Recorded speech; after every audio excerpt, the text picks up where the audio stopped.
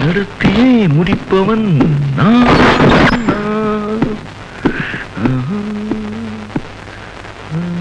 இத்துடன் மாநில செய்திகள் முடிவடைந்தன. மீண்டும் செய்திகள் பிற்பகல் 12:50க்கு. வணக்கம். இப்பொழுது சமையல் கலை ஒளிபரப்பு. குமாரி கனகாமுத்து அவர்கள் பிரெஞ்சு முறையில் ஆம்லெட் செய்வது பற்றி விளக்கிச் சொல்வார். இந்த விளக்கத்தை கேட்டு ஆம்லெட் தயாரிப்பவர்கள் சமையலறைக்கு சென்று செய்முறைக்கு தயாராகவும். இதற்கு முட்டை, பச்சை மிளகாய், வெங்காயம், எண்ணெய் அனைத்தையும் தயாராக எடுத்து வைத்துக் கொள்ளவும். முதலில் அடுப்பை பற்ற வைக்கவும்.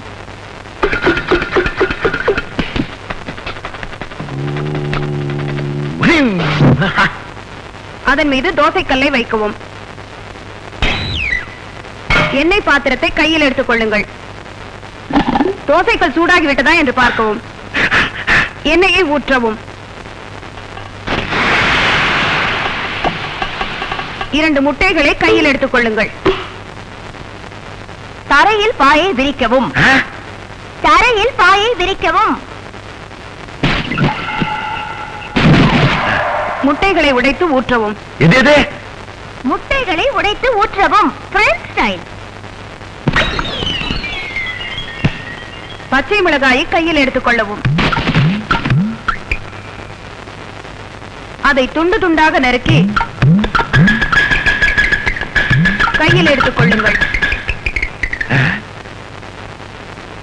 வாயை அகலமாக திறந்து கொள்ளவும். 2 முறை ஆழ்ந்து மூச்சு விடவும். பச்சை மிளகாயை அப்படியே போடவும். அந்த பச்சை மிளகாயை அப்படியே போடவும்.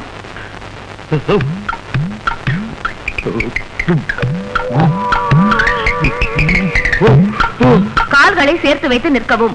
2 கைகளையும் தரைக்கு பின்னால் வைத்துக் கொள்ளவும். தரையை நோக்கி முழங்கால் வரை முன்புறம் குனியவும். நிமிரவும். மீண்டும் குனியவும். நிமிரவும். இப்பொழுது சின்ன வெங்காயத்தை எடுத்துக் கொள்ளுங்கள். அதை பொடி பொடியாக நறுக்கிக் கொள்ளுங்கள்.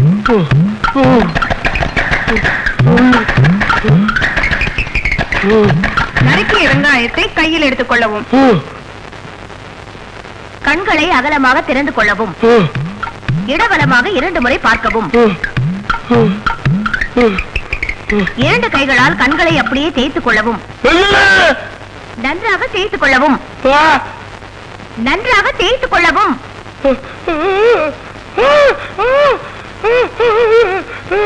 தரையில் கால்களை மடக்கி உட்காரவும்.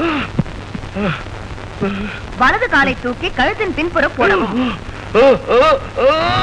அதே போல் இடது காலையும் போடவும்.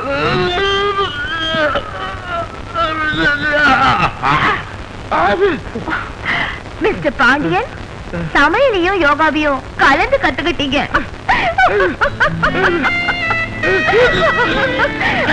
All the best. Bye.